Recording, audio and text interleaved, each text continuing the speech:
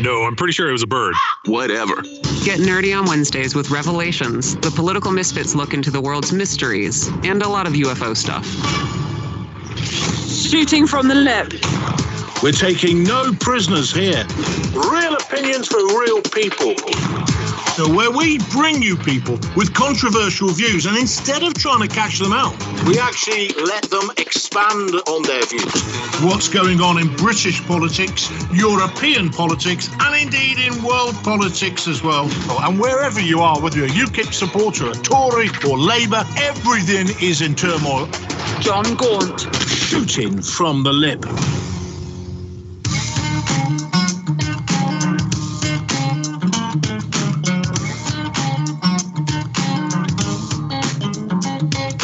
Welcome back to Political Misfits on Radio Sputnik, where we bring you news, politics, and culture. My name is Jamal Thomas. I am here with my wingman, Bob Schlehuber.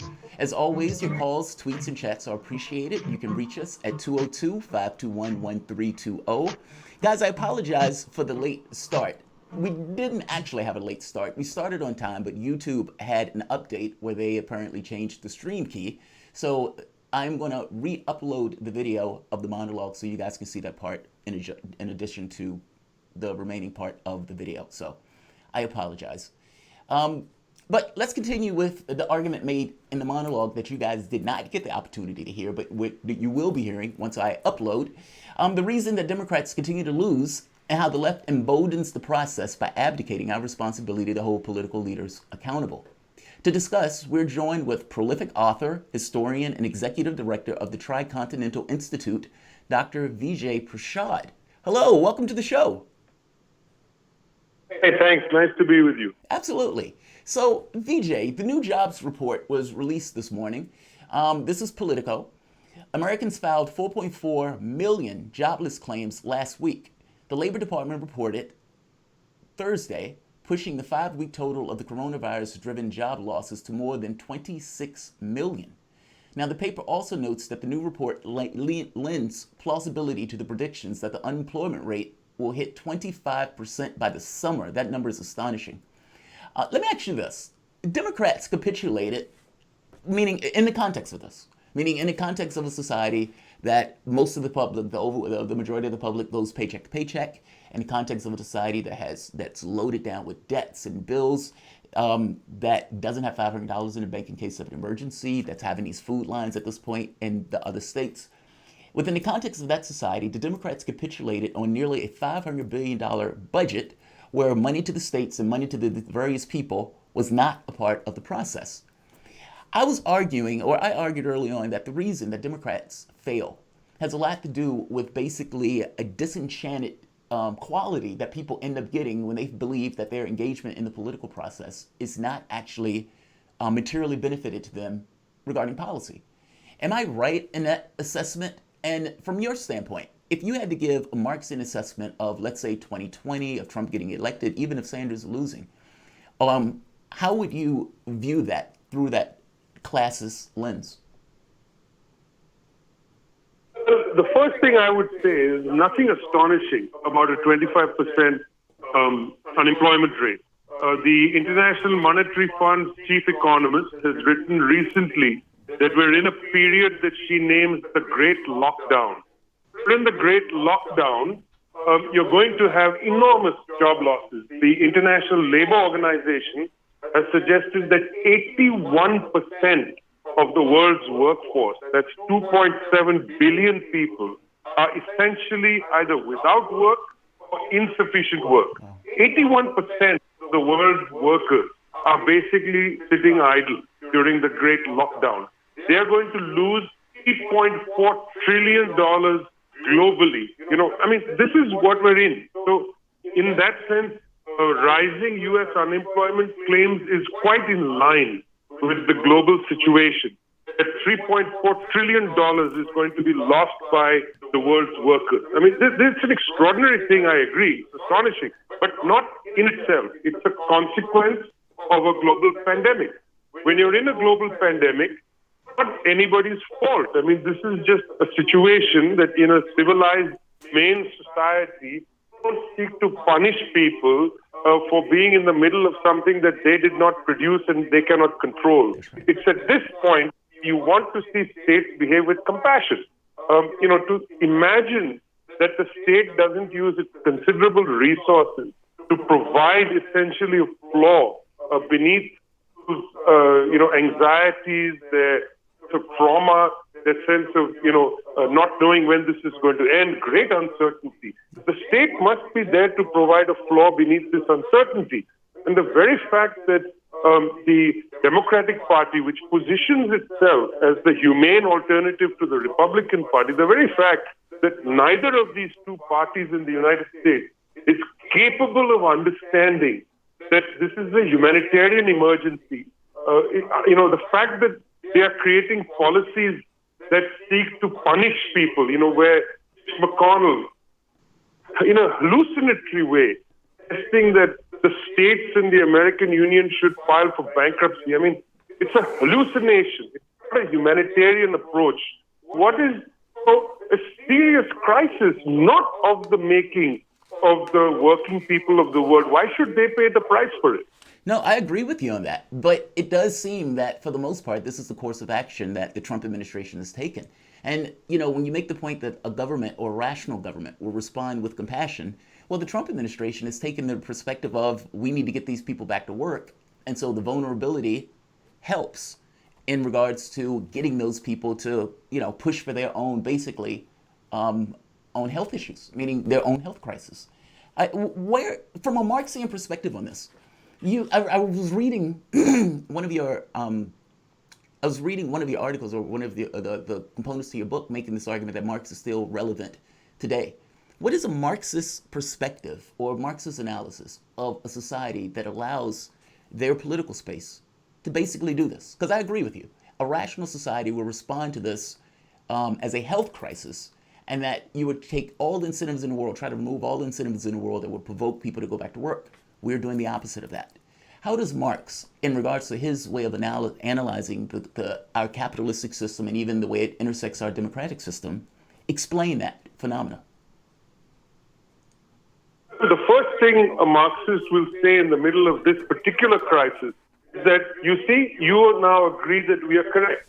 All along, during this period of from Clinton onwards, you've been saying that wealth is made by plutocrats, by entrepreneurs. It's entrepreneurs who come up with ideas and that produces wealth. Suddenly, when you're in the middle of a global pandemic, you start seeing the fact that labor is what produces wealth. Yes. This great lockdown has withdrawn. It's almost like the great pandemic has created a global strike of labor. Suddenly it clarifies for people that it's not entrepreneurs, Mr. Bill Gates and company are not out of their head producing wealth. Wealth is labor. And when labor goes on strike, in this case it's a health emergency strike, not an economic or political strike, but it's a general strike nonetheless. When you have a genuine global general strike, labor is withdrawn.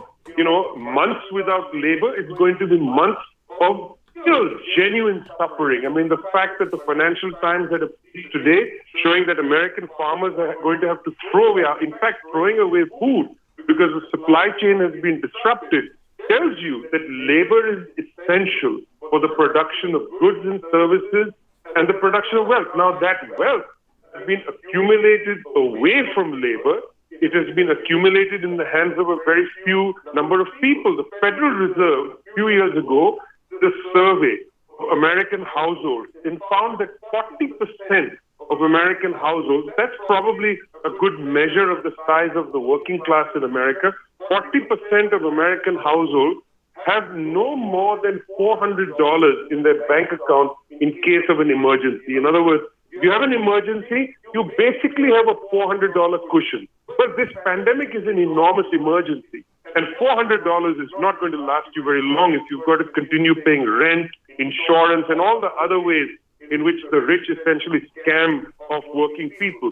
So the wealth that the working people have produced creates enormous amount of wealth, but the working people don't get any of it. It goes basically into the hands of the very rich. In 2018, US GDP was $20 trillion. At the same time, tax havens collected a total of $32 trillion. That means havens have more than US GDP. Now, I would like to ask any decent person, in this time of crisis, shouldn't the tax havens be asked to empty their coffers, pay working people who are the ones who we know now produce wealth, to run the cost? Very difficult, great lockdown. I think from a Marxist standpoint, it's exactly the point at which we turn to the rich, the tax havens and so on. We say, you stole this money from the people who actually make wealth, who actually make goods and services. Well, now let's bring that money back into play. Let's survive through the process until this pandemic runs its course. But this gets to the whole false consciousness argument, right? That basically you have a population that, even though, like you said, we're in the middle of a pandemic, there's a health crisis, but the framing of it, especially from the right wing, and even to some degree Democrats, but the right wing especially has been pushing this notion of we need to reopen the economy immediately. Well, their framing has been liberation and freedom. And the population, for whatever reason, despite, I agree with you, should look at this and say, look, we're in the middle of a crisis. You guys have been able to do exceedingly well. Well, we need to bring that wealth back and to deal with our own material ends. But the population doesn't see it that way. You have a lot of these guys who consider this to be a handout. Like, this is kind of my point about the whole false consciousness thing, and how does Marx consider the ending of this? Meaning, what's the way out of this? Because if you're right, and the money should be brought back in, which I agree with, how does that become a reality where the public accepts that particular position as a legitimate, rational position, as opposed to the position that the administration is running with now? I mean, that's precisely one of the key takes inside Marxism. In Marx is written with his friend Friedrich Engels' text, The German Ideology. He writes that the ruling ideas of an age are the ideas of the ruling class. The ruling ideas of an age. In our age, what are the ruling ideas? I mean, initially, the very fact that enormously wealthy control so many of the culture industries. By what do I mean? When I say that, I mean the media, I mean the movie-making enterprises. I mean, television is the key culture industry in the society. The very fact that they dominate it, that arms industry, for instance, owns the major networks. What is General Electric? What is Westinghouse? Who are these people? They own the media.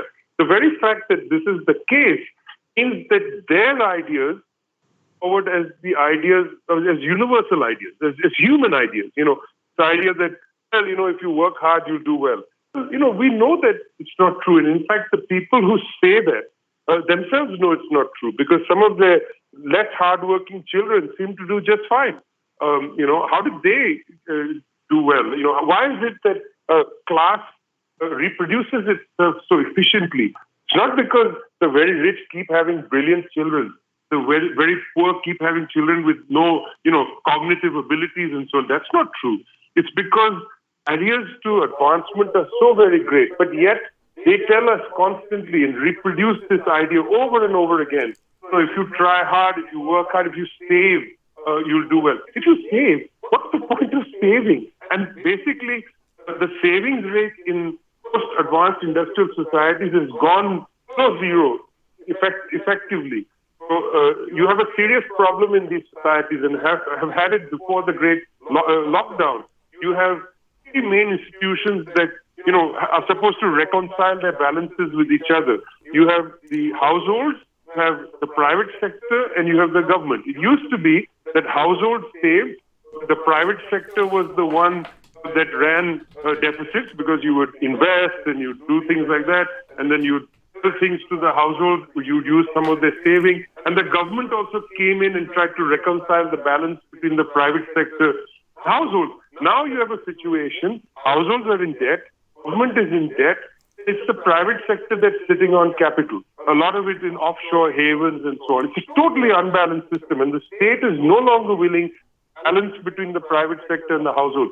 Totally broken system. And yet, because of the media, the power of the culture industry, people are led to believe you should save, you should work hard and so on. It's a battle of ideas, my friend. It's a very long road. It's easy to convince people that this is not exactly reality. Yeah, I mean, you talk about the federal government basically trying to give corporations as much money as they can, saying to the states, you guys go declare bankruptcy, no money for you here, while they're pumping trillions of dollars into major corporations. It's quite shocking to see. Dr. Vijay Prashad continues to join us here on Political Misfits. Give us a call, 202-521-1320. 202-521-1320. Dr. Prashad, I'm kind of curious then on the battle of ideas. I mean, so much of this ideas, there's still money, quote unquote, out there in some fictionalized way. Nobody's actually going to work and physically making money. Money doesn't grow on trees. And so people still have the ability to make economy, to transition this broken system into something else. And so I'm really curious, what would a transitional process look like? And maybe in an alternative universe, what if we had lived in a Marxist economy and had a pandemic within it? How would those systems have responded differently? Firstly, we do have socialistic societies with a socialistic bent that have dealt with the pandemic much better than societies that are, committed to capitalism. Let's just take the case of Vietnam, where there's been no COVID-19 deaths, or in India, the state of Kerala. I mean, one of the first things these governments did, rather than, go into parliaments and talk at great length, should we bail out the public? No, the issue was, how do we help people? Not should we bail out the public. How do we help people? And I think they made a very important distinction between cash disbursement and food. In these places, in Kerala, for instance, the government immediately said, we have to feed people. How are we going to do that? What we'll do is in every municipality, we'll create under tents public kitchens. We're going to have people come following the norms of WHO, physical distancing, masks, hand sanitizer, etc. We cook vast amounts of pretty good food, nutritious food, and we'll serve it to people in public places. They stand 6 feet apart and so on. If you can't come to the distribution center, young people, members of youth organizations will deliver it to your house. You see, if you give people money, you have the risk of creating price inflation. People will bid up prices of food. If the supply chain is damaged, then there'll be shortages and so on. Far better for the state to come in there, take over the supply chain, ensure the delivery of food, and prepare and serve the food. It's a crisis, man. You've got to do everything. It's all hands on deck. You can't have government be like the mayor of Las Vegas who says, let's ask the casinos to open and let them figure it out. No, it's a crisis. You don't ask the public sector to figure it out. You figure it out. If people are going to start to figure out how to get food to them. Yeah, I agree with you. I mean, basically, you're running the ball. You're trying to provide for the public welfare and keeping the disease count down. That's just, like you said, rational behavior. Assume for the moment, though, that a lefty was able to take power. And that lefty gets into office. Like Bob asks, what would a Marxist economy look like? Well, we don't necessarily have a Marxist economy, but say a lefty gets in office and wants to take certain actions to drag our capitalistic system further in a direction to ensure that people's needs are met. What are the levers of, I guess you can say, implicit control that finance and capital has using markets in order to compel the behavior of lefties? Like, for example, when they increase minimum wage, you'd have, or when a company increases the wages of the company, you would have the stock price go down. Well, that's kind of a disincentive for you to increase the wages just based on the way that they tend to engage the system. What would that look like in a political space if a lefty is actually trying to take a plank or two out of the capitalistic system? I can't believe I'm going to give you the example of bacon, but here goes. The Financial Times had a very good article about American agriculture throwing away food. And one of the meat producers said, you don't understand. Yes, restaurants have collapsed and grocery stores are still running, but we produce bacon and we produce filet mignon for restaurants. And when we sell to restaurants, we sell a whole side of bacon. We don't cut it into strips and package it in plastic.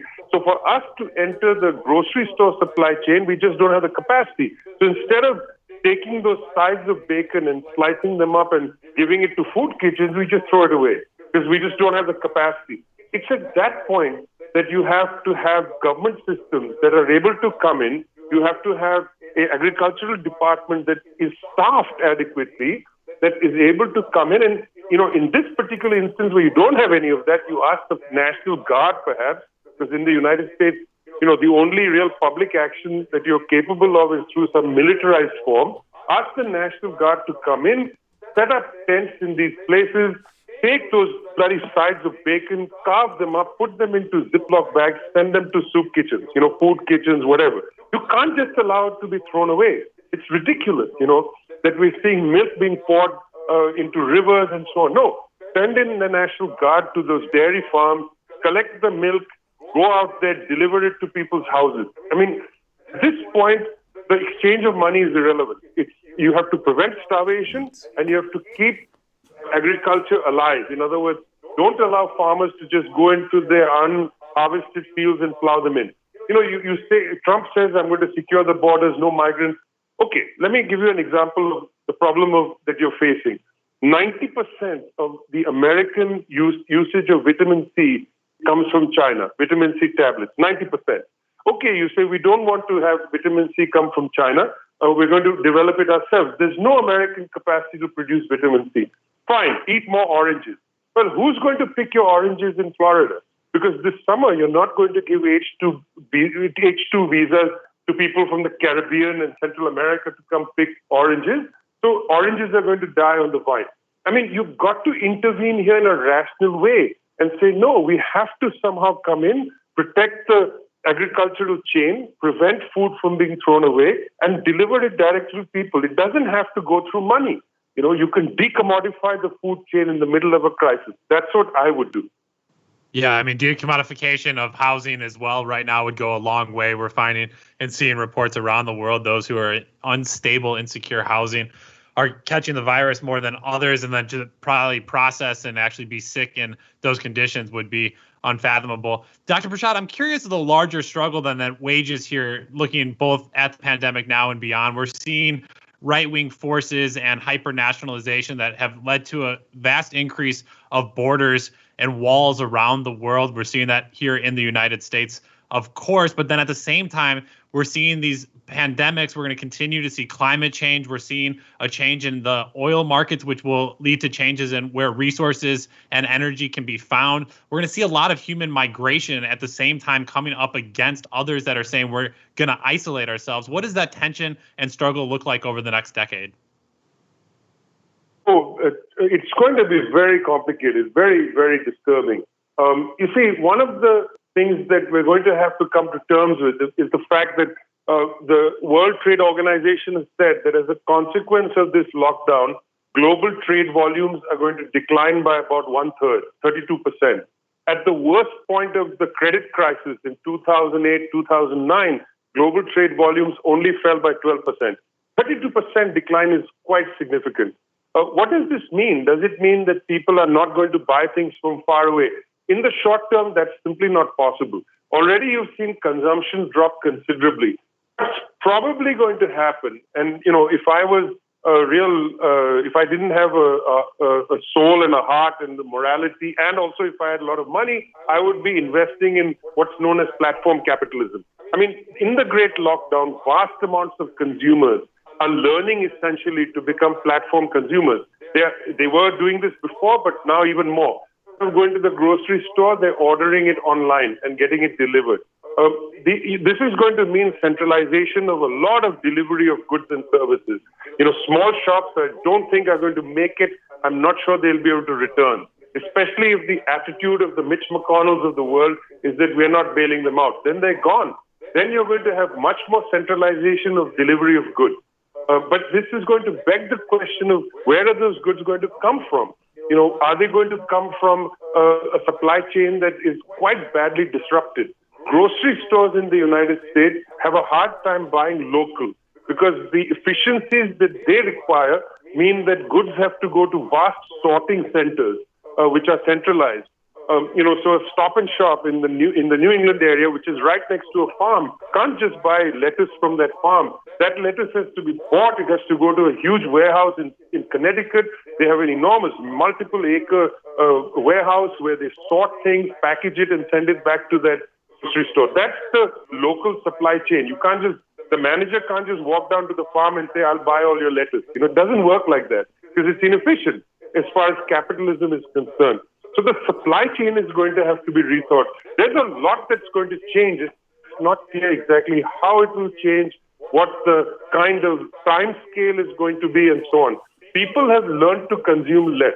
When the lockdown ends, will there be what is known as pent-up demand? Will they suddenly run to the market and start buying things? I don't think so. I think, one, they don't have comfort for it.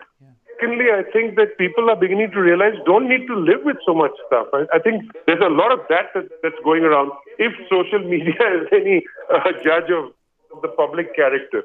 Let me ask you this. For the corporate bailout itself, you mentioned that these businesses are going to get scooped up, that basically it's not going to be like cutting a light back on. These businesses may not necessarily come back, and some of these businesses are going to get consolidated.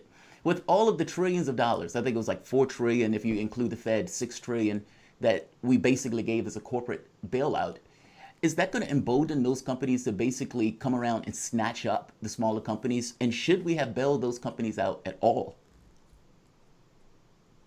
I mean, it's a good question, and it's hard to answer it because we have to look at it from two standpoints. From the standpoint of the current framework of capitalism, it was totally logical to bail them out. Already there was a tendency moving towards centralization. By tendency, I mean this has been there since the 1970s. Walmart, for instance, is the perfect example of the centralization of the delivery of goods. Now, instead of a brick and mortar Walmart, you just have a Walmart warehouse and things are delivered to you. I mean, Amazon is, in a sense, gone slightly beyond Walmart. You don't need to have the actual Walmart. The experience of getting an enormous shopping cart going down the aisle, that may disappear. The problem with centralization of delivery of services and goods, particularly platform capitalism, is that it tends to not employ enough people. And so there will be a permanent employment crisis. That's why on the table are two things that I never thought I would see on the table so firmly. One is the question of a universal basic income.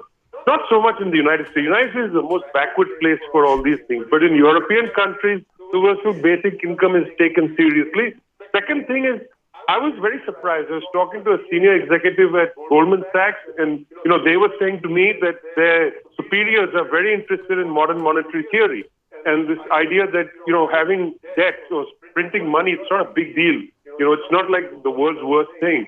And so the idea that there may be more money printed, the debt is going to become less a problem as far as governments are concerned, a political problem, that's interesting. A universal basic income, that's interesting. In the interview he gave to the Financial Times, Emmanuel Macron of France, the headline of that interview was Thinking the Unthinkable. So you can't actually say exactly where this is going to go. One thing is clear, that several countries around the world are going to introduce, I think, quite innovative ways to go around this, because I don't think there's going to be, as you very rightly said, simply people walking into shops, turning the lights on and saying we're open for business. Yeah, Dr. Prashad, any chances those other ideas and movements in those other countries reach the United States? What does a international solidarity movement look like in this moment? As far as the two main parties are concerned, I think there's a complete failure of imagination. The very fact that Mr. Biden, in his first major campaign ad, decided to go after China from the right, even further than Donald Trump, is a sign. Democratic Party thinks it should run this election campaign to the right of Donald Trump. These people have no ideas. They are not serious people. They have political power, they have habits, they are able to, in a sense, rile up the popular imagination in some way.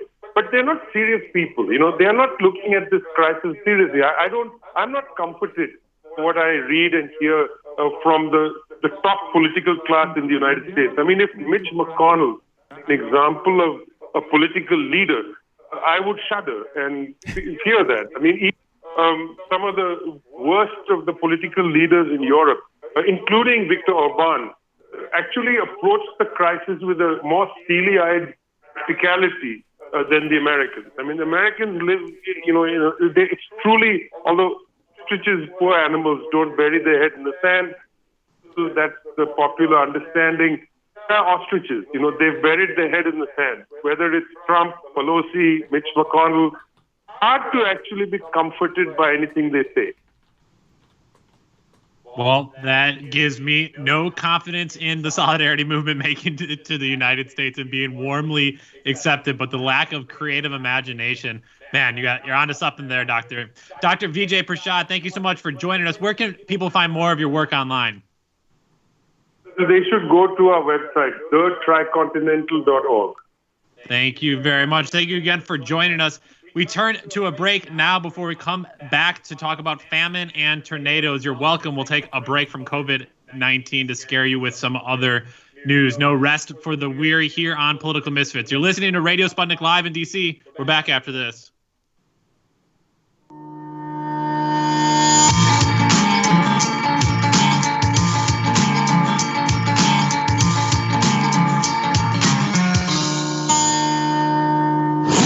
This is Dominic Carter, a political reporter in New York for Verizon Files TV News.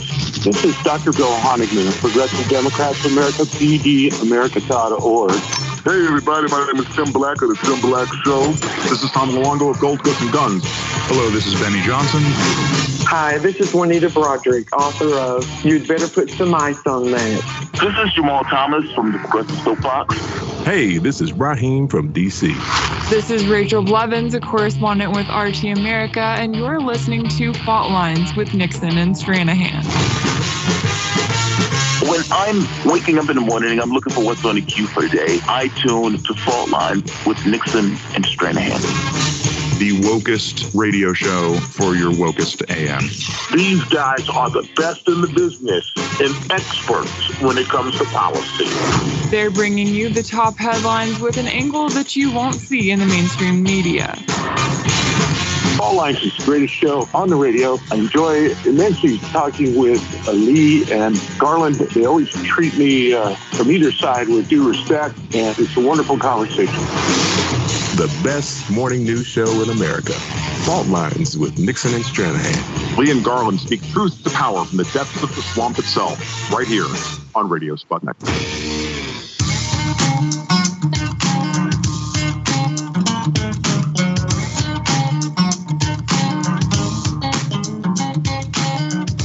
Welcome back to Political Misfits on Radio Sputnik, where we bring you news, politics, and culture without the red and blue treatment. I'm Bob Schlehuber here, kind of, sort of, with Jamal Thomas. Give us a call, 202-521-1320. Shout out to our radio engineers working overtime on overload. They'll try to get to your calls. They're managing a lot, so try to give us a call. If you're not able to get through, you can also tweet us at Sputnik Misfits, or you can go and follow and watch on the Progressive Soapbox channel. They got a chat box.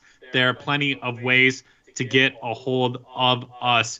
Tomorrow, I turn our attention now to a few things that will maybe kill us if COVID-19 doesn't get to us first. Some more scary news out there in the world. The World Food Program is warning that the pandemic could cause a famine of biblical proportions unless we make plans now to avert it. The head of the World Food Program, the WFP, the UN's food relief agency, told The Guardian that more than 30 countries in the developing world could experience widespread famine, and in 10 of those countries, there are already more than 1 million people on the brink of starvation. We are not talking about people going to bed hungry. We're talking about extreme conditions, emergency status, people literally marching to the brink of starvation. If we don't get food to people, people will die. Basically, the head of the World Food Program said the virus will stomp all over the fragile health systems in much of the developing world, and the economic disaster there will be felt immediately and will be harder to counter. He urged the UN Security Council earlier this week to fast-track billions in aid to the program, including millions to set up the logistic networks needed to get food and medical supplies, including personnel protective equipment, to where it is needed, including air bridges where ground transport is impossible. The World Food Program warned the UN that 2020 was already going to be the worst year of food insecurity since the end of the Second World War because of conflicts and natural disasters, including the worst locust swarms in decades in East Africa last year. But the COVID-19 pandemic has, quote, taken us to uncharted territory, according to the World Food Program statement. Now, my goodness, this is a perfect storm. We are looking at widespread famines of biblical proportions. Jamal, I read the Bible as a book of nonfiction, so I'm hoping this turns out not to be real, but it seems rather concerning to say the least. Yeah, it is. And, I like to don't mean to sound like a broken record, but I do like to point out this is not an act of God, despite the fact that we're talking about it in these biblical terms. These are acts of policy. Pandemics happen. There are situations that happen year after year after year over the course of, every few decades. The question becomes, how does your society accommodate the fact that you have needs that go beyond just the basic, how do we just make cash in this particular moment? I mean, Dr. Prashad mentioned earlier on, there are things that go beyond just making a buck. And in a situation of a crisis, well, things like food, things like shelter, those things tend to matter more than just the owner class needing to make profits. So I agree with you, Bob. Yeah, and it's interesting too, and I meant to say fiction with my joke there on the Bible, so I missed my chance to be biblical. But Jamal, for me, it is trying to realign a lot of these food sources. Here in Washington, D.C., it's really interesting. There's more than enough food to feed people, but it's the supply chains themselves that have been so thrown out of whack, because you have restaurants basically closed where the vast majority, you were talking about yourself, of people often go to get most of their food. With those closed, and then you also have essential workers being slowed to go to work at the grocery store. So we're seeing grocery purchasing change in certain ways. And then you had farmers markets where a lot of people in very local communities would be able to go to the farmers market on Saturday or during the week and get a lot of the groceries. So all of the food is still out there. It's just a matter of how it gets distributed, allocated, and communicated in efficient ways. And my question, Jamal, to Dr. Prashad, but if we would have had more time, is, well, what do you do when the state has basically said, well, we're not going to reorient in an efficient or humanistic kind of way? Well, then are you trying to battle the state to take control of the state because of their resources, or should you work out beyond them and start to create your own systems? I think you work outside of it. I mean, honestly, I've gotten to the point where I think I'm more like you in this perspective, Bob, that basically you're in a situation where you need to be able to get your government to act accountably and rationally. And the only way to do that is to make it clear that there are certain behaviors you're not willing to accept. Well, for the longest time, we haven't done that. And I mean, from the left, and to be honest, even from the right. I mean, the right would acquiesce to any random Republican that they would put up. They finally got Trump, in which case they end up loving him. But keep in mind, Trump ran that race to the left to some degree, as opposed to what many of the other Republicans went with. The people just didn't have options. So, it's this kind of weird situation where the public does need to have a certain degree of solidarity saying this is what we're willing to accept. It's not a magical door. Like, there's not something like this has gone for so many years. It's not like you can just automatically gain credibility, legitimacy, and leverage in the political space. That, unfortunately, takes time.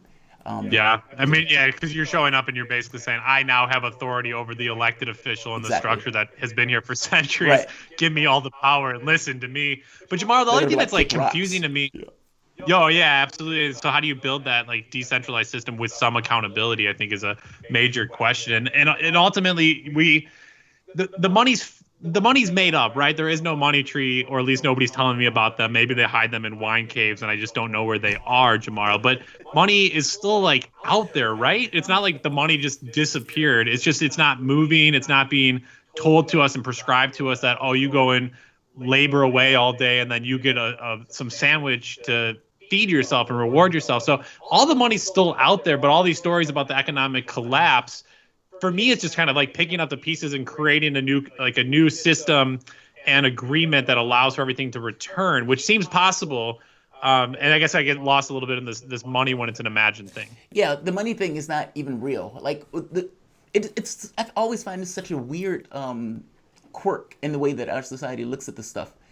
Cash, it's not a real thing. Resources are real. Human need is real. Vulnerabilities, food, clothing, shelter, all those things are indeed real. In our system, we toil away in a society that has no point at all, and toil away in order to give the 1% so much of the wealth and so much of the resources. I keep making the point, Obama gave 95% of the income gains to the top 1%. Trump is going to best that. And Trump is going to best that in the middle of a pandemic, no less, when that society actually does indeed need those resources. This is in spite people being required to work at their stores, meaning regardless of the idea Jeff Bezos come up with, Jeff Bezos doesn't get $100 billion without people working at his stores or shopping at his stores or having a fire department or a police force or having an educated population to be able to engage on the jobs that he needs. Meaning Bezos doesn't exist without the larger society or without the population itself. And yet Bezos walks away with $100 billion. Like, how does, like, that needs to, your society somehow needs to get into their head that that's a policy failure. And that is unacceptable. But Yeah, that's not where I we're mean, at. something doesn't seem, and that's what's so crazy. Something doesn't seem. I mean, it seems so unreal to think that 3 people in America have more wealth than the bottom 50%, and then it seems like impossible just to take one of those people's wealth and redistribute it to tens of thousands, millions of people that you could have an instant change on. Like, we're told none of that is possible, and it's not this real system because it is all imagined. So in many ways, none of it is possible because it's all imagined. But what we can do within that mindset, Jamal, is quite perplexing. One thing that is not imagined is the way, though, Jamal, and I want to tell this story real quick as well, are the storms that are continuing to hit southern parts of the United States. A system producing severe storms has continued to move across the South this morning. More tornadoes killed at least 5 people and injured dozens more in Texas and Oklahoma on Wednesday. Storms in Louisiana killed at least 2 people. Tornado warnings have already been issued in parts of Mississippi and Alabama for today. And more than 164,000 homes and businesses across the Deep South were without power as of 9:30 a.m. Eastern Standard Time, according to poweroutage.us. A large tornado ripped across the southeast Texas town of Onalaska in Polk County at about 6 p.m. yesterday.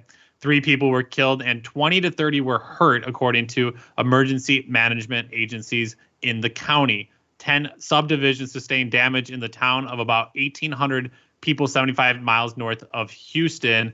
And now the Polk County judge has issued a declaration of disaster. Disasters on top of disasters, Jamaro.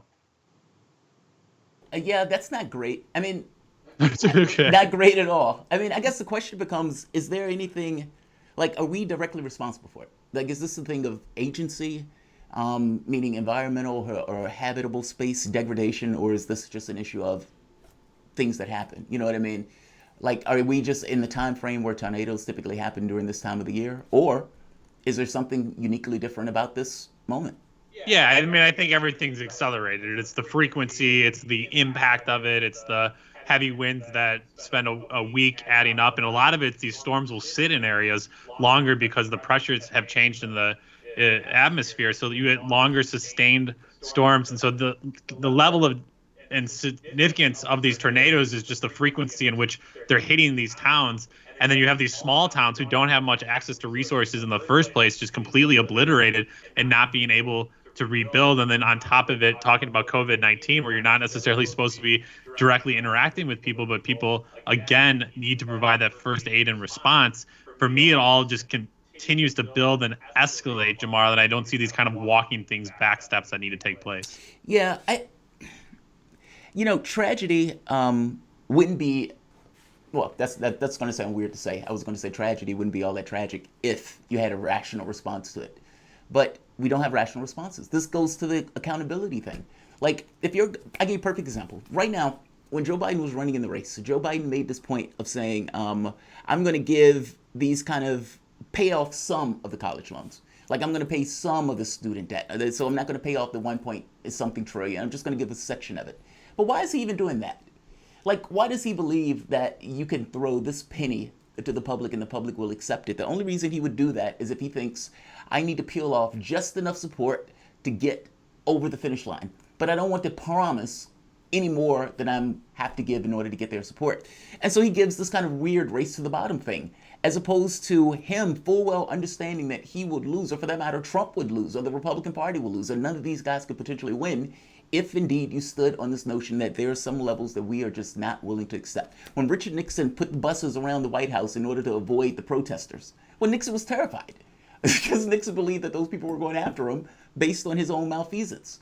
I am saying that something like that needs to be now, and I'm modern politics. Yeah, I mean, it's going to get forced. And the fact that, again, if Joe Biden is the leading Democrat with his environmental policy, these people aren't thinking about what crises are going to unfold in the future. And one of the best questions during all of the debates, the 12 of them that there ended up being, I wish there was that 13th, bring it back, but was asking the candidates, do you think the federal government will be responsible for having to help people that are displaced by climate change find new homes? And we're seeing tornadoes displace thousands of people. We're seeing hundreds of thousands of people lose access to electricity. There's going to continue to be mass migration concentration within the United States. All of the coastal lines are going to eventually flood. Where are those people going to go, and whose responsibility will be to address it? The capitalist system, the Democrats, Republicans do not have plans to work on it because that's not how their playbooks operate. Jamar, I need a breather.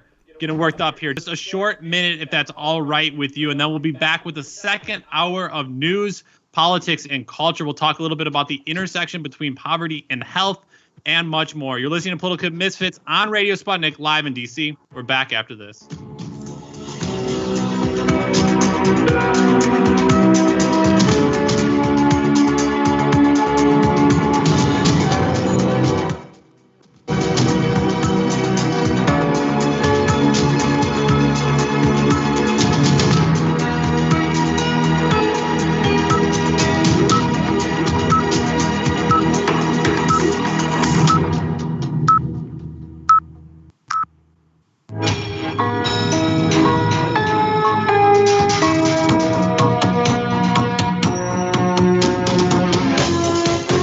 Listening to Radio Sputnik, telling the untold.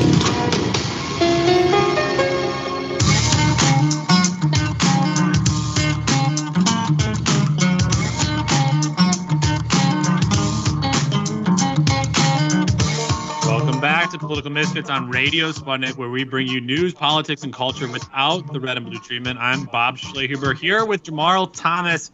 Going against the grain for another hour here. You might be on 105.5 FM. You might be on the Progressive Soapbox on YouTube. Check us out on Facebook Live. And if you don't get a chance to listen to us live daily from 12 to 2 p.m. Eastern Standard Time, check out any podcast platform you listen to us. And I bet you'll be able to find Political Misfits there. Spotify, Spreaker, iTunes, all the good places to listen. We now continue our second hour on the conversation of the times, COVID-19, and we're specifically continuing our look at how the COVID-19 virus has impacted poor and Black, brown communities here in the United States.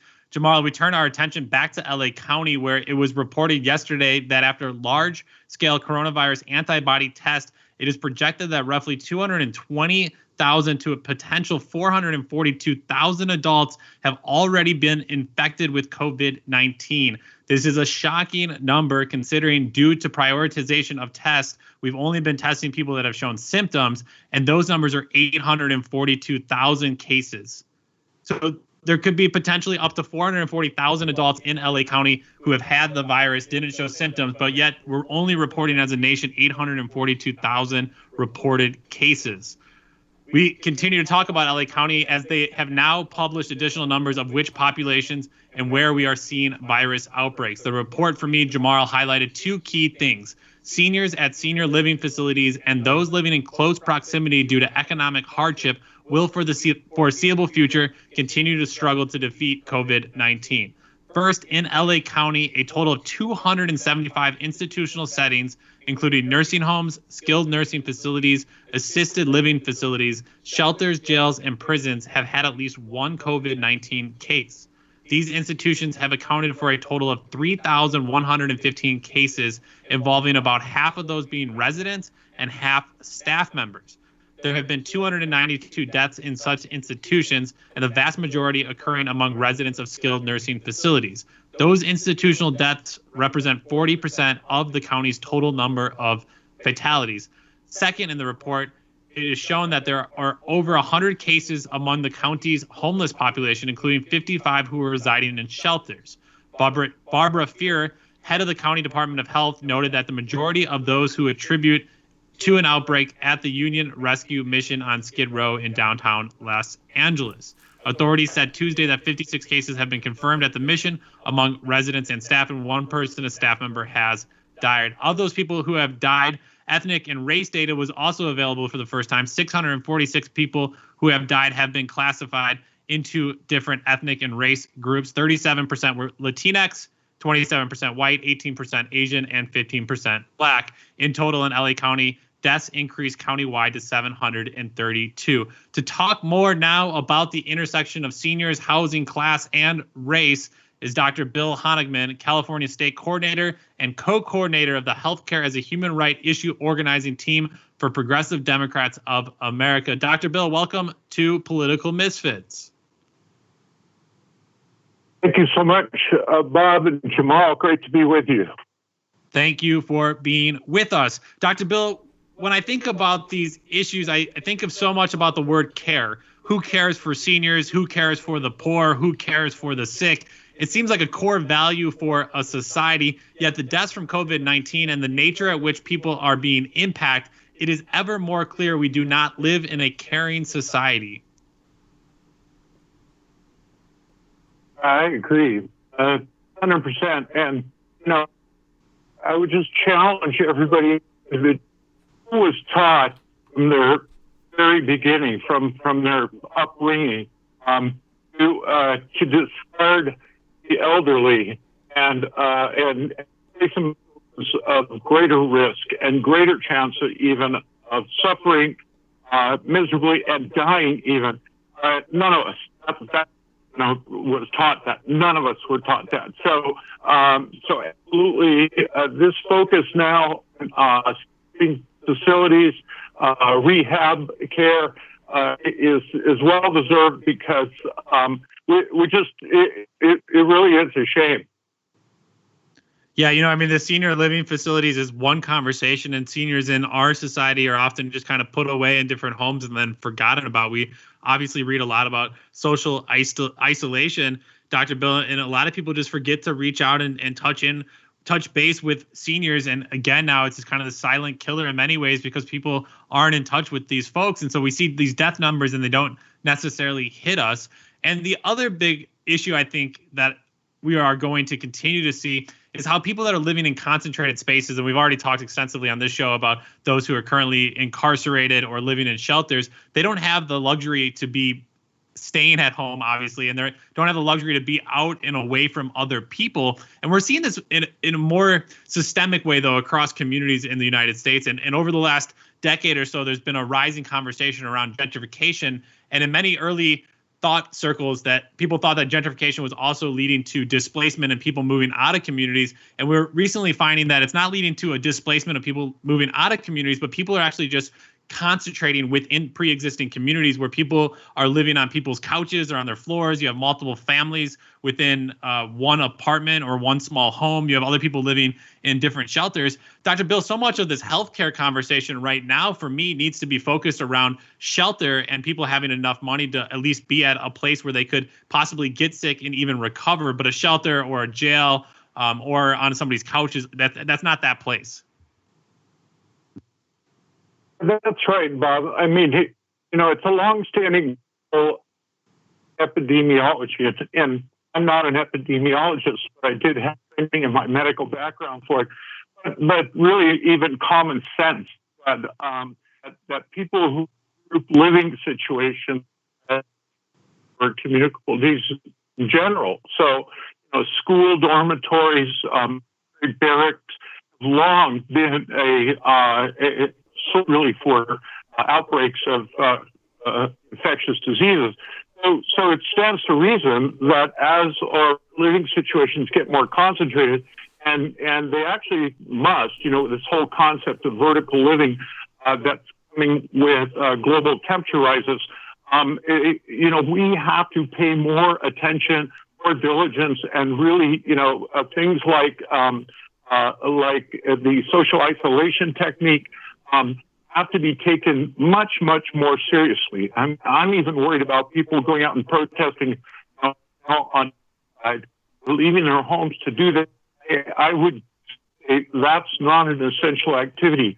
One of the reasons that that California is actually, well as it has done, to flatten the curve, is because we took that advisement much more seriously in the initial stages. As you mentioned already, even the lack of testing, when you don't have enough information at your disposal, like degree of prevalence of the infection or the infectious agent, we know. When you don't know, you have more conservative not less conservative. That's when Dr. you Bill, have let me interrupt you there, Dr. Bill, real quick. We'll call you right back to get a better connection so we can hear you more clearly, because I think you're making some really great points around health disparities, class disparities. Jamal, I want to just kind of go back to this idea of housing, and it's one conversation we never hear anything about in the political sphere. We had very little mention. Obviously, there's Bernie Sanders would talk about making these huge lifelong loans out in the form of mortgages and then recycling that money through the banks. And that always seems kind of like a third rail in many ways that people don't even discuss, in my opinion. But yet the number one crisis that we're seeing in communities has to be around housing, because it directly impacts every other aspect of a person's life. And, kind of piggybacking on the conversation before where we were talking about people in bread lines or modern day bread lines, while simultaneously farmers pouring out milk or killing chickens. This kind of weird thing of, well, you have food that's viable that people can eat, and you have hungry people. And this particular system can't find a way to allocate that food to those people. Well, same thing with the rents. You have people paying these exorbitant rents, especially if they're living in San Francisco or New York. Many of these places are not even being lived in. The rents are just being pushed up because of, like Airbnb or people who are just flipping the house or flipping that particular residence. And you're pricing regular people out of the market in their ability to get a house. I agree with you. And then so many times people try to piecemeal those different needs together. The number one way to help address somebody's inability to secure food is to give them a home with a refrigerator and some type of personal pantry. It's one thing to go out to somebody who's homeless and give them a meal every day, but that's not sustainable in any sort of fashion. That takes so much energy just to get that one meal every day, 3 times a day. But if that person has a home and you can give them groceries for a week, right there you can help one person with one swoop fell. But instead we kind of piecemeal and think all of these things are different issues. And so as much as we had a conversation around healthcare in this country, we had conversations, I don't know what the Democrats, I'm trying to go back to say, what were they talking about? But on so many of the core issues, they were just missing the point altogether, thinking about environment and housing needs, which I think are always undercovered, and obviously international affairs. But the medical area is where we are talking. We're back here now with Dr. Bill Honigman from Progressive Democrats of America. Dr. Bill, I wanted to talk a little bit about this story that flew under the radar a few weeks ago in Seattle at the Swedish Medical Center. Nurses and management were able to strike a deal after a year-long strike and management lockout back and forth. Nurses and technicians and other union members represented by SEIU 1199 Northwest voted to ratify a new contract. In addition to pay, the union's main sticking point was a staff-to-patient ratio. At one point, Swedish hospitals had 600 open nurse positions. Union members wanted Swedish to add significantly more staff, a demand that leadership said went beyond what was reasonable. Dr. Bill, nurses unions for me are vital to any effort to rehaul America's health system, and for that matter, the American corporate culture. We need nurses like teachers, minimum and sub-minimum wage workers organizing en masse. Tell us more about the world of unions and collective organizing within the healthcare world, and what role do they play in breaking the private nature of health in America? That's a great question, Bob. It's long an issue in terms of the corporatization, for-profit healthcare system in America that the ownership class, as regards hospitals and clinics and the diagnostic facilities, will basically under-resource and understaff these facilities for their corporate bottom line. So you're absolutely right. It requires organized labor at that point, meaning unions, to stand up to that and say, this is not right. We're going to call a bunch of public attention to it. You can't understaff these facilities. My own background is in emergency medicine. Before I retired recently, I was in the ER for some 37 years plus, and saw, gradually over that time period that they took away our staffing on critical and essential overnight shifts, especially in the weekends. point where, if anyone was was caught like sitting around taking even a short break, they were gotten rid of. So, they started staffing for, instead of peak needs, trough needs, and that doesn't work, especially in an emergency setting. But, overall, in general, just pushing to the absolute limit of resources, and that's not where the inefficiencies lie in healthcare. It lies in administrative costs, not in those costs that are incurred by essential work that the staff are doing.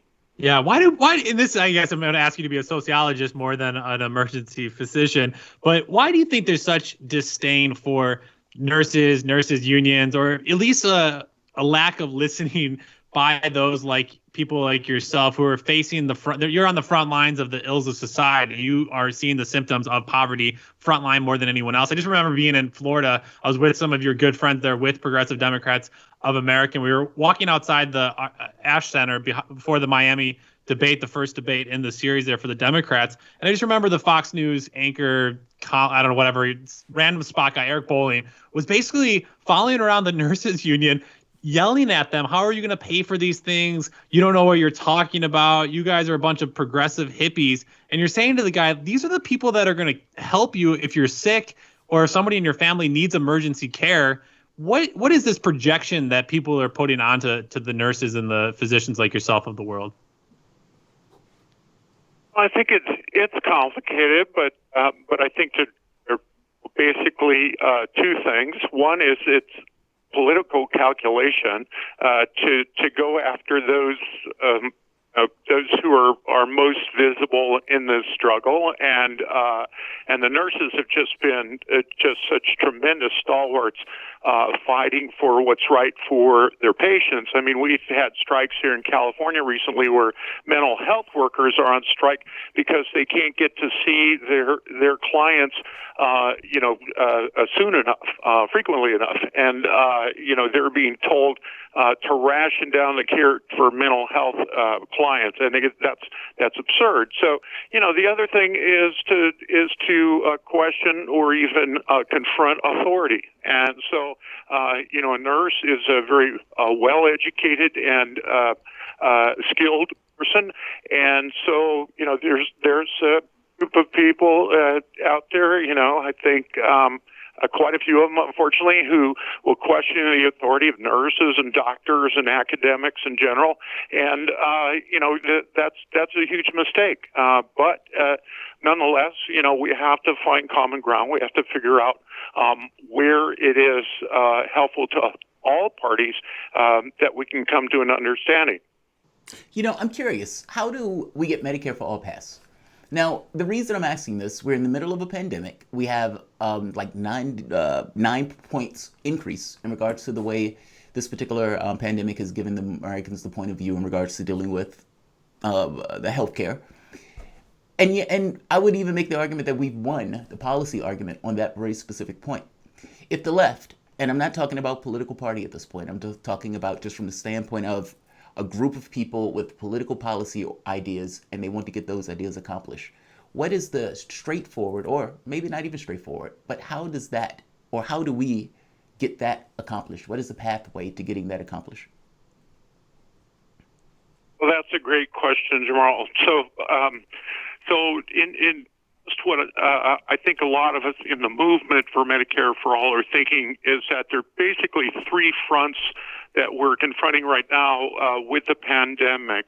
There's immediate needs, short-term needs, and long-term needs. And as soon as you think about it, even just a little bit, all of those needs are met by a Medicare for All single-payer system. And that's why Bernie Sanders was just so right for so long, that's what's needed. And we know more pandemics are coming with global temperature rises. So why, the immediate need, for example, my representative here in California is Katie Porter, and she was very visible on TV, going up against the administration on the need for testing. So testing is absolutely, the bare minimum immediate need requirement, okay, as well as the protective equipment for healthcare frontline workers that the nurses are so, rightly absorbed with right now. But, if you just look at testing, treatment, and tracking the disease, those are the immediate needs in the pandemic. But then you look at the system overall, and we have so little ability to communicate between hospitals, clinics, that kind of thing, because like Robert Reich says, you can't have an effective public health system response when you don't have an effective health system at all. And that is the situation in the United States. It's so fragmented. We have these healthcare deserts, like in rural areas and inner city areas, where there's so little, so inadequate in terms of the resources applied. We need a Medicare for all system that can then allocate those resources, that can get the materials that are needed, including personnel and various facilities and all of that. And I think, when people think about it just a little bit even, which they are doing at this point, especially during the quarantine, then they will come to that conclusion. I think more and more people will come to the conclusion that that's what's needed. That's the absolute minimum that's needed for this immediate short-term and long-term solutions. Yeah, I'm curious, Dr. Bill, I think a lot about, again, this relationship people have with unions and so much aggression and anger. I had been close to the Rockford, Illinois teachers' strikes a few years ago, and the constant barrage that the teachers would face by the community over price pay and healthcare cost, even though this union was getting decimated by the city, and other workers themselves were also not being treated adequately by the city. And you're saying these are the people that teach your kids, and same with healthcare workers. It's wild to me, but at some point, if healthcare workers say, look, I'm not going to treat anybody until you pay us, then all of a sudden it gets flipped into all these greedy nurses won't treat you because they just want more money. So I'm curious, from your perspective, you're somebody that does a ton of outreach and education. What have been the most simple, straightforward messages to people around healthcare cost, Medicare for all, these different messages that really kind of snap people out of any I don't want to say brainwashed, but maybe misled thoughts on what is actually happening?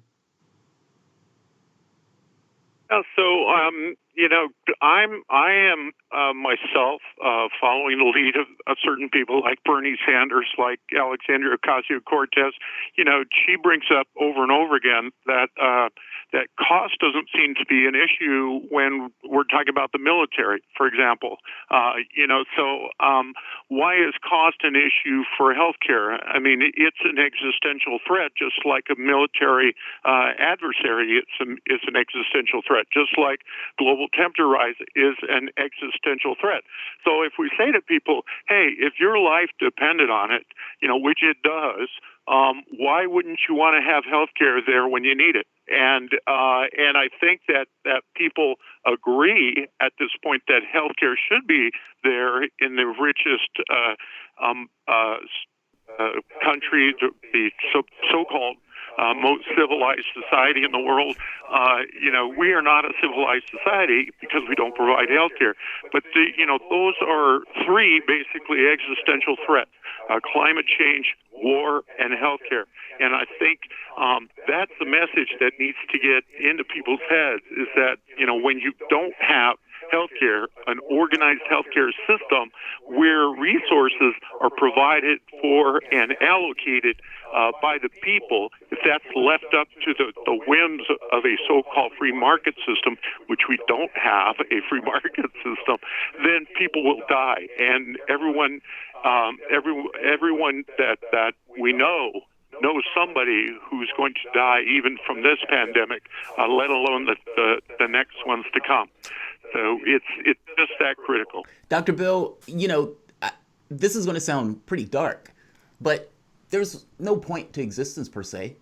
And you can have this kind of owner or capitalistic class that, from their perspective of what's rational, come away with the notion that it is perfectly okay for people to die if it means that they can get more profits. You have cancer, pay me. You have some other disease, pay me. And look at that, it's perfectly just. Now, the catch becomes, why does the rest of the population consider it that way? Meaning, even if you have a small owner class that is perfectly okay with a system that basically rapes the population for their own material benefit, especially in regards to something as personal, as intrinsic to being a person as healthcare, where's the ideological flaw in the way that people function? Like, what's the breakdown? We make this argument that people are valuable, that people matter, and yet we have a system where people will live on the streets, where the billionaire would step over the homeless guy in order to get into his limo, and our society looks at that as perfectly okay. Where's the ideological root flaw in the way that we perceive either ourselves and other people that allows us to come with this weird disposition that believe that people not having health care is perfectly okay? I think it's again, multifactorial, but basically two things that direct, people's beliefs. And you could say that about media, you could say it's certainly about corporate media, but it's political and it's cultural.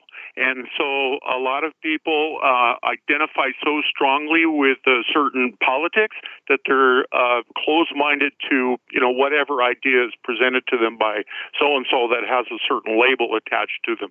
The so-called, as regards Bernie Sanders, the so-called electability quality, right? So the other one is cultural, in that a lot of people have beliefs that are based on who tells them what kind of information. And so they're likely to question academics, scientists, doctors, as opposed to, like, say, faith leaders, or from within their own family circles. So I think that that has a huge influence. I think a lot of us will actually identify with both of those cultures, and that means there is overlap. There is the opportunity for right and left to, like meet around back type thing on these issues. The bottom line here is it's existential threat. Right. So pandemics, we know, war, we know, global temperature rise, we know are threats to everyone's livelihood. And that's what the founders of this country were all about, right? Life, liberty, and the pursuit of happiness. So, so number one being life, we need to find that common ground and talk to each other in that way.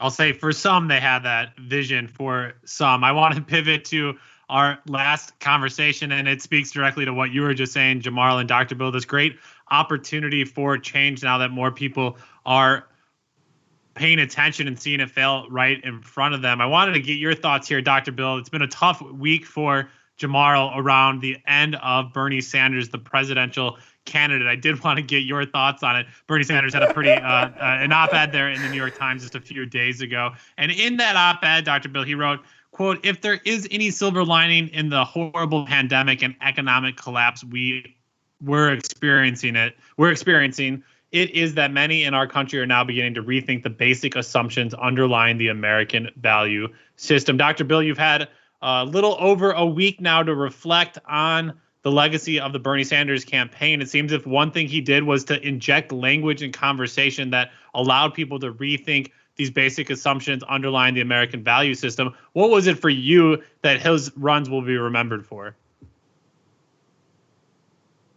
The absolute,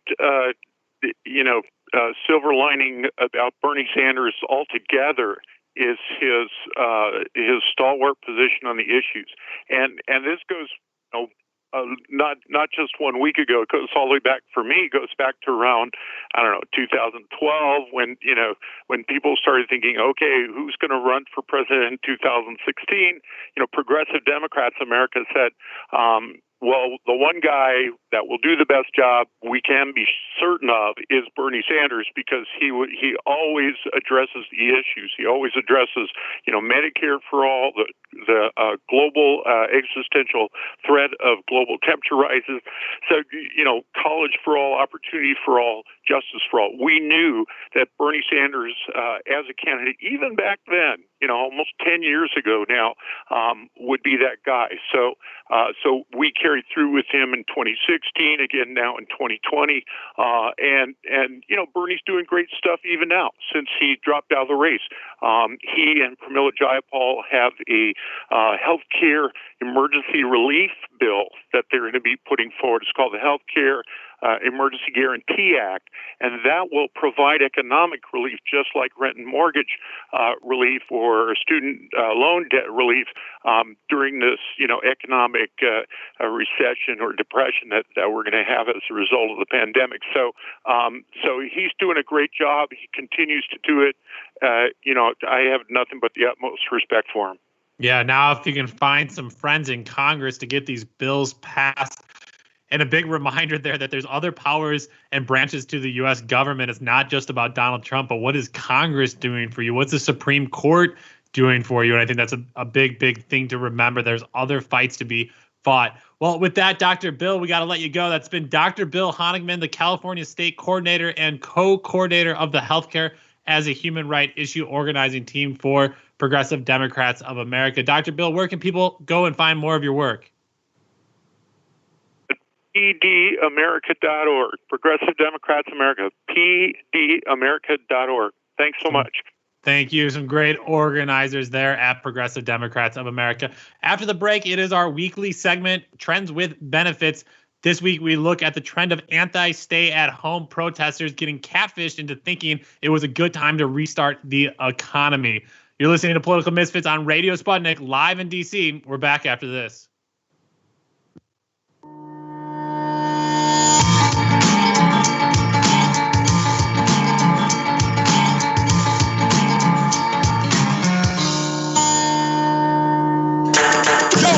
So, Sean, what do you want to talk about today? Well, Bob, that's easy. I want to talk about the need to stop the development of self-driving cars. Again, Sean, you're driving me nuts. I think the self-driving car thing's already out of the gate. No. It's never too late. See, now the leading experts in the field, just pick one, whichever one, leading experts have repeatedly warned us about the dangers of artificial intelligence. Look, I'm telling you, man, we have to stop the robots by any means necessary. I see what you did there. Yep.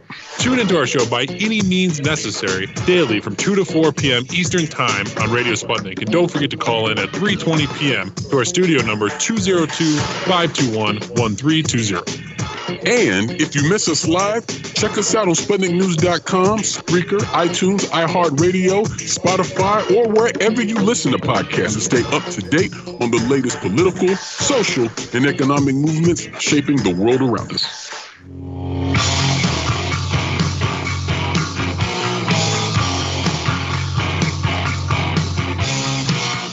Welcome back to Political Misfits on Radio Sputnik, where we bring you news, politics, and culture without the red and blue treatment. My name is Jamal Thomas. I am here with my co-host, Bob Schleyhuber. You hear that music change? It is time for the sexiest name segment on Radio Sputnik, Trends with Benefits. As always, your calls and tweets are appreciated. You can reach us at 202-521-1320. That is 202-521-1320. So let's go into a story that I am rather apoplectic over, and you should be extremely aggravated over, especially from the standpoint of the responsibility of your government and that government's philosophical responsibility, anyway, to behave rationally within regards to dealing with the needs of the population, especially in an emergency. Over the last week, I've been leaning into the irresponsible, outrageous policy of the Trump administration to hastily open the economy against health advice. Meaning Fauci has made the point that this quote-unquote liberate model that Donald Trump is going with is going to backfire and get people killed. Now, despite screaming on Twitter, liberate Virginia, liberate Maryland, liberate Wisconsin, despite on Twitter screaming for a hurried timeline in order to open the economy, again, for the interest of his 1% class, when Kemp, one of the right-wingers in Georgia, the governor in Georgia, Brian Kemp, comes out and says, I'm going to follow up on what Trump is doing, and I'm going to push to hastily open the economy on Friday. Let's hear the clip of Kemp trying to make this argument and justify how opening the economy in the middle of a pandemic is somehow paying attention to human health and well-being. How are you going to screen these people who and want to go to these businesses. The same could be happening at the grocery store and other places. That's why the fitness owners, I have great confidence in them spreading people out when they're doing a workout, doing this additional sanitation that we've all been, learned how to do now, and taking those precautions with hand sanitation and having the folks working in the facilities wearing masks and other things. And we'll be putting those guidelines out. And listen, if people don't want to go, Martha, they don't have to. If people don't want to open the gym, They don't have to. But when you close somebody's business down and take the livelihood of that individual and those employees, and they are literally at the face of losing everything, I'm willing to give them the benefit of the doubt. I think they're going to do the right thing, and we're going to continue to focus on testing and contact tracing and all the other things. But you don't have the necessary testing. In order to have that contact tracing, you would need to increase testing by like 3-fold. Donald Trump has been lying constantly about the number of tests that's been taking place. It's not true. You don't have the required number of testing in order to have a competent idea on the number of people that have the virus and the number of people that are spreading it. Also, the notion of the noble fitness owner and that people are just going to make great decisions in this process. I hate to tell you this, workers don't have a choice in this process. The owner class that you are out here fighting for and pushing for, they are not going to be working at those shops. They're not going to be putting themselves in the line of fire in regards to dealing with the public. No, your workers are. Your workers are. Those are going to be the people who you are forcing and sending back to work. The framing on this entire argument is wrong. The federal government, in a time of crisis and in a time of something where you have a pandemic, and that the more people that are functioning and out on the streets, the more people that are going to end up getting sick and infected and spread the infection. Well, your government has a philosophical responsibility to take actions to deal with the material concerns of that population so you don't incentivize those people to do something that is against their best interests. That is not what is taking place. Now, Donald Trump comes out and, despite having a policy that basically is in line with Kemp, attacks and criticizes Kemp. Let's hear the clip. I told the governor of Georgia, Brian Kemp, that I disagree strongly with his decision to open certain facilities which are in violation of the Phase 1 guidelines for the incredible people of Georgia. They're incredible people. I love those people. They're great. They've been strong, resolute, but at the same time, he must do what he thinks is right. I want him to do what he thinks is right. But I disagree with him on what he's doing, but I want to let the governors do. Now, if I see something totally egregious, totally out of line, I'll do. But I think spas and beauty salons and tattoo parlors and barber shops in Phase 1, we're going to have Phase 2 very soon, is just too soon. I think it's too soon. It is too soon. It is very too soon. But again, this is the policy that Trump, for the most part, has been espousing. So the attack on Kemp is just a bit of sophisticated politics. Understand what I mean. The public functionally agrees with the scientists that they want the economy to stay closed until it's rather clear that they're going to be safe going back to work and going to these various shops. The 1% class, or the owner class, does not buy that. And the owner class, who effectively gives money to Republicans and Democrats, have basically started pushing the political apparatus to jump to it. Well, how are they going to push this apparatus to jump to it when basically the public is agreeing with the scientists that this needs to stay shut by a tune of 70%? Vulnerability, strife, meaning by not dealing with this crisis rationally, by not dealing with the material ends of the population, you create an incentive within that population that they believe they need to get back to work as soon as possible because they don't have their needs met. Basically, the ideology of the population and the vulnerability of the population makes your argument for you.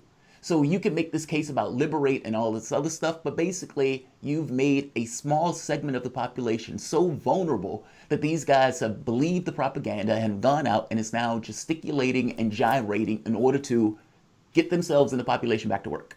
Again, the reality of it is that's a small group. The reporting from the New York Times has just come out with showing that the groups that are responsible for this are basically groups that are affiliated with the Trump administration. So despite coming out here and saying this to Kemp, criticizing Kemp, in real terms, the Trump administration is working with these groups all throughout the United States to create this astroturf as if there's actual support out there to reopen the economy. Again, this is a small segment of the society.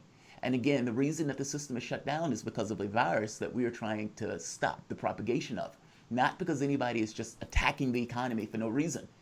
In this very specific case, the Trump administration has taken a policy to open up the economy sooner rather than the doctors would want it, but is using the needs and the vulnerabilities of the public in order to make that argument for him, using this astroturf to make it look like an argument is taking place. Just because two people are having an argument doesn't necessarily mean that both people actually have a good argument. And in this very specific case, just the virtue of these people out there protesting gives the impression that something is happening with the hopes that the public will start trending in that very specific direction, despite the fact that it's all astroturf. Again, this is a sophisticated bit of politics that is being played. The public, especially the right-wing audiences, don't necessarily look at this in the terms of a government that has basically no point and that has a philosophical responsibility to deal with your needs in the middle of a crisis. They don't take that secondary argument. They accept this notion that we're rugged individualists, we have to do it all on our own, I'm vulnerable at this moment, that means I need to get back to work. Not that the government is failing in its responsibility to ensure that their needs are met, and that this is just political manipulation bolstered by basically the Fox News of the world, trying to get those people a reason that people dying is okay in one point, but also that this virus is not as bad as we think it is. And I would even add one last point before closing, that it's affecting a certain segment of the political distribution, meaning the moment that it became clear that African Americans and people of color were disproportionately affected, it seemed that these groups of people, especially from right-wing audiences, cared about the virus that much less. Bob, the fact that Trump is working behind the scenes on this bolsters my point and my concern that they are pushing an agenda for the right wing, for the 1%, the owner class. And they're using the material needs and the vulnerabilities of workers and the poor in order to effectively try to make that argument on their behalf because they don't want their fingerprints on it. This is horrendous. It's interesting how in like they're playing both sides of the field, right? I was telling you earlier how Milo Yiannopoulos and these other kind of right-wing hacks would call in like the week or two before they would go to speak at a college, and they would pretend to be really upset protesters, and they say, nobody should have this guy, he's the worst of the worst, people are protesting, and yell at it. And then he would call and basically pretend to be big supporters, and people say, I don't care what those protesters say, I'm going to go and follow Milo, he's the best. And you rile up both sides, and you basically let them fight each other, and then you kind of just play both sides until you can pick which one makes more sense for your politics. And that's what's incredibly scary, is it seems like the Trump administration and Bill Barr there at the Department of Justice are sending incredibly mixed messages. Is it states' rights? Is it local rights? Is it national rights? We'll listen to them, but if they say something we don't agree with, we'll disagree with it, even though we'll then agree with what they say. None of it makes sense. And you can hear the guy just talking in circles over circles, and it's really quite frustrating because people's lives are on the line here. And I wonder, Jamal, I mean, it is really curious that all of a sudden he came out against Kemp. And remind you, Governor Kemp, it was like a week ago, did he actually finally realize that COVID-19 had asymptomatic carriers to it? That's right. I forgot that. That's right. He came out with that wild press conference saying, yeah, I mean, we just learned that this was, people who didn't have symptoms could spread it. It's like, what do you mean? And you had DeSantis, and you had Governor DeSantis of Florida wearing just one glove, touching his face with the one hand and not the other, thinking that's somehow how it worked as well. These are the people that people are listening to, and maybe at least Trump has somebody around him saying like, hey, I know you want to go with the fanatic that's your boy there in Georgia, but like it's going to backfire and make you look really bad. So maybe come up with this phase 1 or phase 2 thing and just say push it back a little bit. But even that doesn't make very much sense. And these guys are idiots. I mean, there's a story out today talking about how the administration appointed a dog breeder to lead up the COVID-19 response. It was bonkers to say the least of an article. Special report, former Labradoodle breeder was tapped to lead U.S. pandemic task force. It is a wild world with people that are incompetent in leadership positions. Jamal, we have a caller on the line. I want to get to Alex here. Alex, thank you for calling in. Hey, yeah. I guess I just wanted to address in terms of all of this, the opening up, and basically the way we've treated everything is there's historical precedent here. I mean, to me, I'm not going to mince words. This to me is a genocidal policy. When we see these outbreaks affecting particularly Black communities, indigenous communities, far and above other communities because of historical systemic racism. And you can look to other crises the same way, like Puerto Rico, and being hit by hurricanes, decimated.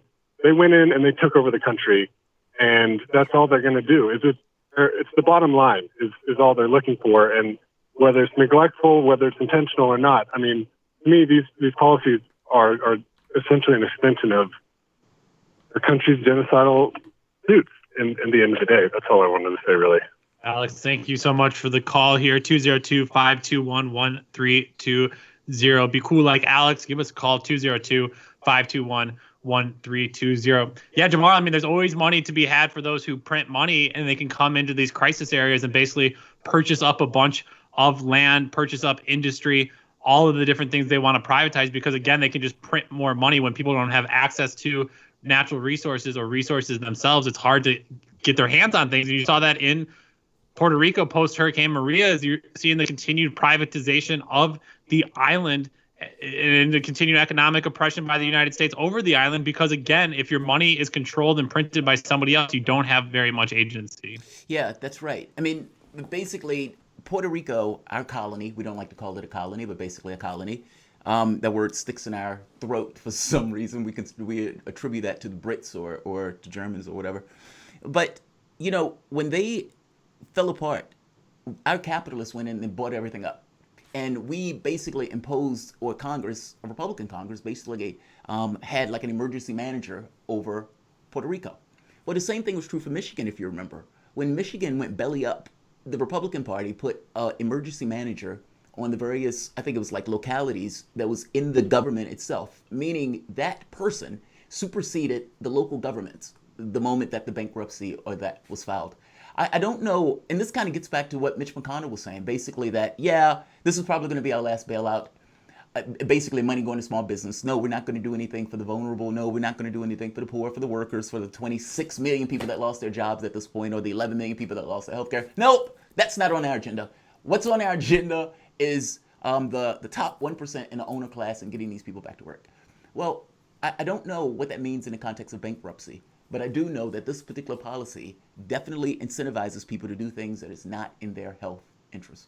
So. Yeah, I mean, it'll be interesting because obviously there's going to be more funds needed for small businesses and people.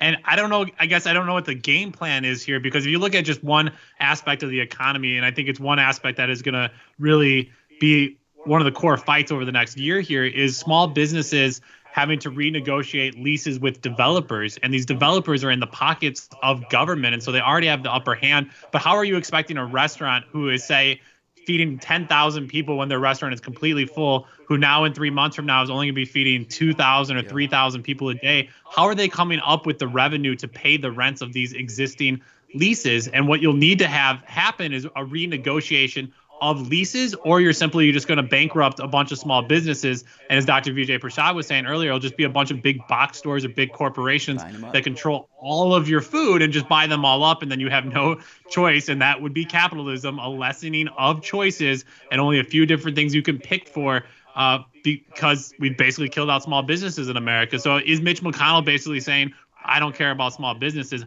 I'm hearing that. I'm curious if that translates, though, at the ballot box. Well, that's a good question. I mean, so one of the polls that came out, Wall Street Journal, Washington, I think it was NBC News, Wall Street Journal, they came up with an analysis of how the public was viewing the various candidates in regards to COVID-19. Joe Biden got like 20%. Donald Trump had like 30%. Scientists and everyone else had much higher. So looking at it through that particular lens, it's very possible that the public is not buying what Trump is selling on this. By the same token, because there's such weak opposition in regards to coming up with an alternative, then the point may not necessarily be made that much more clear. So it's hard to know how the public entirely perceives this. It does look like Trump's numbers have been taking somewhat of a hit, though, over recent time. So the fact that the public is vulnerable, the fact that the public needs things, and it seems that the government is turning a tin ear to it, while simultaneously moving heaven and earth to dump all of this money into corporations or businesses, well, I think that has consequences. And, maybe that shows in the poll. I mean, at some point that will show potentially in an election, but we will find out in the next upcoming months. Yeah, I mean, remarkable to hear Joe Biden's numbers there in comparison, not very energizing. You're seeing national polls. I don't know if you saw them, Jamal, in some of these battleground states, and you're seeing Biden and Trump polling neck to neck. But that was the same case when Clinton was polling against Trump, and Clinton was way ahead. So if polls are skewed in one direction, they were really, really wrong the last time, showing big leads for Clinton. And now you're showing Biden down by a point or two. If you just kind of keep the same math, that is not a good look. Jamal, with that, we are out of time here. We got to turn to one final break. That was our weekly Trends with Benefits segment. It's been a few weeks of benefit agreements gone wrong, so we'll have to find a good one for you next week. One more break here. We'll come back with Joe, our caller, after this and the end of our hour news. You're listening to Political Misfits on Radio Sputnik, live in D.C. We're back after this.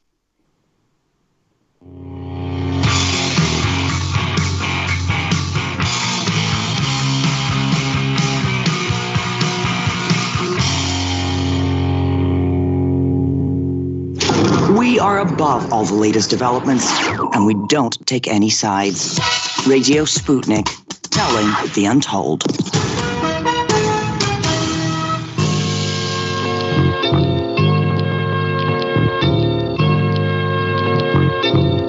What's the most important hour of the day? It's the Critical Hour with Dr. Wilmer Leon. On this show, we don't just deliver the latest headlines, we divide the real from the fake. Tune in to hear from some of the most brilliant political minds of today, get in-depth news and analysis that goes beyond the surface and dig straight into the details. Set your clock to the Critical Hour for a news perspective unlike any of those other guys. Tune in to the Critical Hour with Dr. Wilmer Leon, weekdays 6 to 7 p.m. Eastern, and catch us on Facebook Live. You're listening to Radio Sputnik.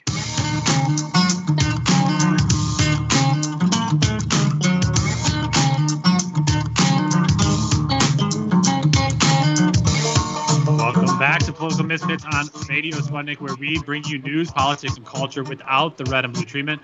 I'm Bob Schillier. We're here with Jamarl Thomas. A few stories to fit in to make sure we didn't miss anything. Really tragic, sad news across the board here as we continue to hear more about the individuals that have succumbed to death from symptoms from COVID-19. Earlier, it was reported here that Elizabeth Warren's older brother had passed away, and now Maxine Waters is just finishing up a speech there. She dedicated her legislation that she gave on the Hill today to her dear sister who is dying in a hospital in St. Louis, Missouri. Quite tragic stuff across the board. We do have a caller we wanted to get to talk about the Affordable Care Act and more about healthcare in America. Joe, thank you for calling in. Are you here?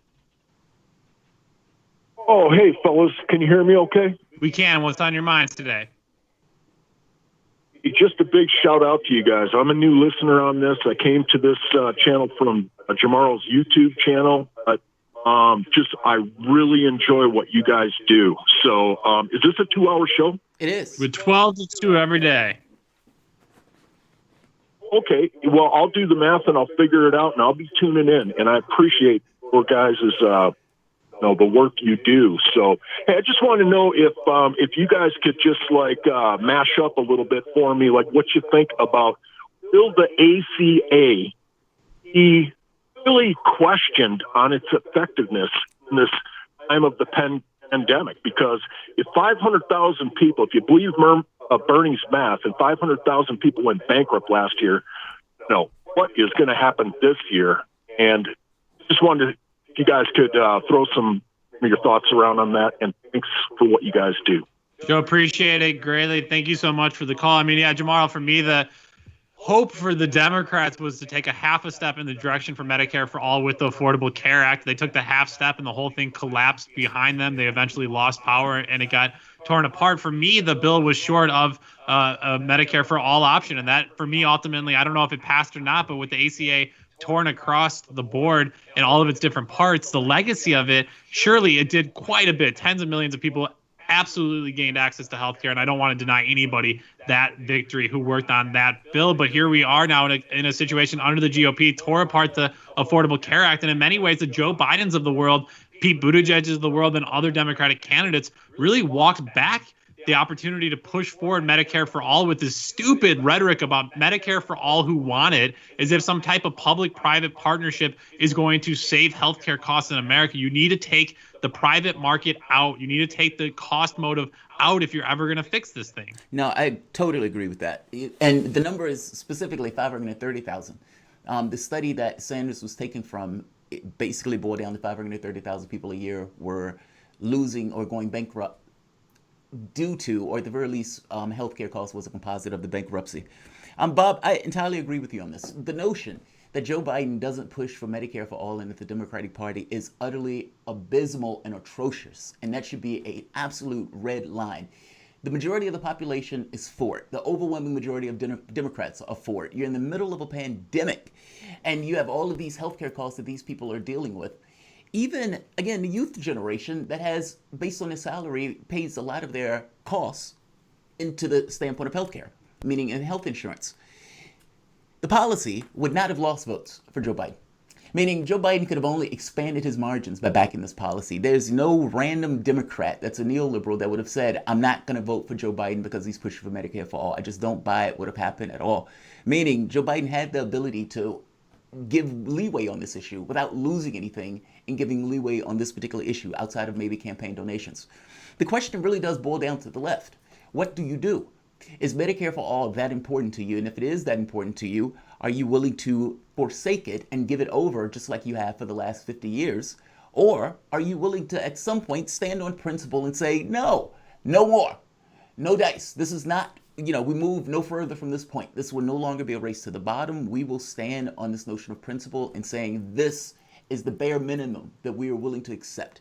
And until you get millions of people there, I don't necessarily see how the political space pays attention to what we want as the population, not even as Democrats or lefties, just as a population forcing its government to attend to its needs. You are asking for principles in politics, Jamal. What are you thinking? Shocking, right? What do you want from these people? Shocking. But that's the catch.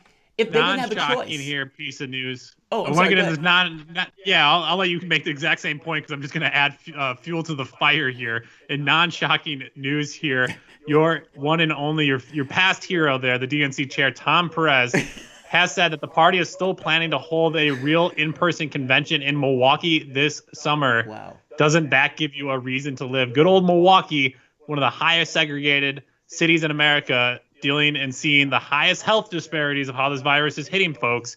The DNC is coming your way to throw a big old convention and party. I'm sure that will be fantastic. Tom Perez told the Skullduggery podcast, this is where we're going to share this great news. He says, quote, we have moved our convention back 5 weeks because we felt that would maximize the potential to have a very robust muscular convention in Milwaukee. I'm really looking forward to having an in-person convention. At the same time, we're not going to have our public health head in the sand. Wait, what? This is the same party that continued to hold primaries even as it became clear a pandemic was tearing across the country, even as in the case of Wisconsin when we knew people shouldn't be gathering in groups of any size. So yeah, forgive me if I'm a little skeptical about their commitment to public health. Milwaukee is not necessarily universally thrilled that the big DNC hoedown is still on. Gary Witt, the CEO of a theater group that owns 4 venues there, according to Yahoo News, tweeted Saturday that the Democrats should instead commit to holding the convention in the city in 2024. He writes, anything else will be a crushing blow to Milwaukee. Cancel and rebook, Witt tweeted. The DNC has already pushed the convention back a month at the recommendation of Wisconsin health public officials, but Perez has always dismissed this idea of a virtual convention. Jamal, we're talking about maybe not being able to vote at polls in November, but here is the DNC saying they're going to hold a large convention in Milwaukee this summer still. Just to point this out, Joe Biden, Simone Sanders, all these guys were pushing for the people to go to the elections in Wisconsin. CNN is reporting 19 coronavirus cases connected to Wisconsin primary election, state health official says. And the DNC is now talking about sending people to a large convention. At best, this should have been played by ear.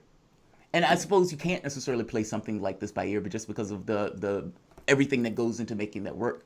But if that was true, then maybe you should have considered a virtual convention. I mean, the convention is not, it's contrived. The thing that matters that much more is public life, and you're risking it by having this play by ear. Jamal, I'll bet you $10 Biden attends the convention virtually. You think so? You don't think he's going to show up? I don't know. Wouldn't that be the kick? You all need to gather to nominate me, but I'm just going to join by video conference from my basement in Delaware. He can't. I mean, he's taking his life at risk. Like every sneeze, Joe Biden is looking over his shoulder, like, oh God, somebody tried to have an assassination attempt. So I don't necessarily blame him in the sense that he knows that his frail body can be taken away from here if he ends up getting ill. So you might be entirely right, Bob, where Joe Biden is like, yeah, I want to thank you guys for voting for me, but yeah, I'm going to do this virtually in my PJs. Wouldn't be shocked. There are rumors out there. We might have somebody else to vote for. The man, the body, Jesse Ventura. Rumors continuing to swirl as Ventura continues to tell people, as he told us when he was on Radio Sputnik, that he would be open to running on the Green Party presidential candidate platform. There was false rumors going around that he had picked up nominating papers, if you're seeing his name trend in the news. But Jesse, you got my vote if you run. Jamal, with that, unfortunately, we are out of time. He is an honorary political misfit in my book. A big thank you to all of our guests today, Dr. Vijay Prashad and Dr. Bill Honigman. A smart show for you all today. Thank you to Ryan, Dimitri, Andre, and Saul, and the entire Sputnik News team for keeping us up and running. Shout out, as always, to our producer, Michelle Whitty. On behalf of Jamal Thomas and myself, Bob Schlehuber, thank you for listening. Now get back to organizing. Guys, thank you all for joining the show. Let me read through some super chats before we end it. Dante to Dot, or to Dot, Dare Me to Dot, I think, or Dare Me to Do It. Oh, Dare Me to Do It, okay. Jamal, thank you for both what you guys do. You have really become an important part of my political learning process. Oh, thank you, Dare Me to Do It. I appreciate it. I try. Xavier Falls to the UN says the lockdown will cause mass famine soon.